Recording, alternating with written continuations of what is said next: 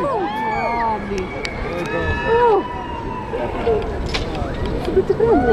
Bă, băiete, bă!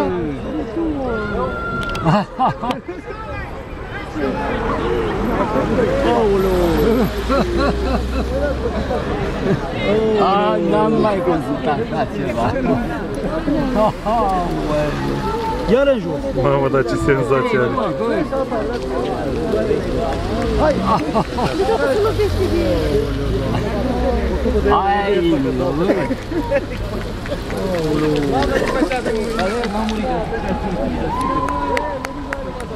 dar uite cum se uită toată lumea. Că nu scoate, bă, ce dragul ne dă? Să opresc cu balonul. Nu mă mai Te mai sui, Ioane?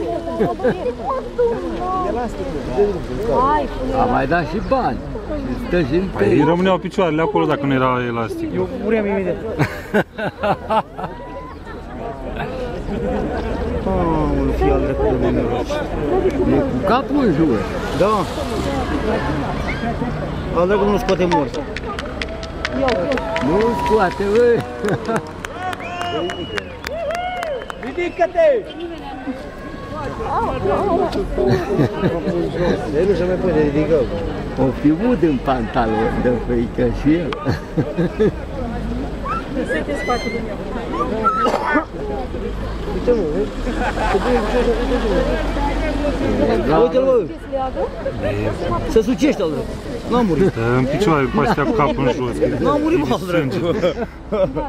Cum se moare răi, de drumul să moară. E sportiv de aia, bă, ce crezi?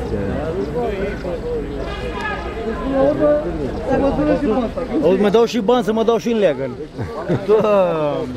Așa se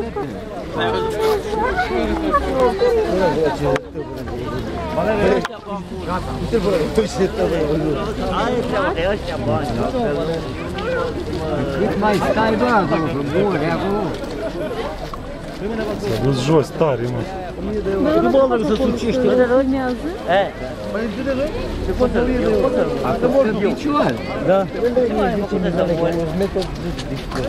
Ce faci?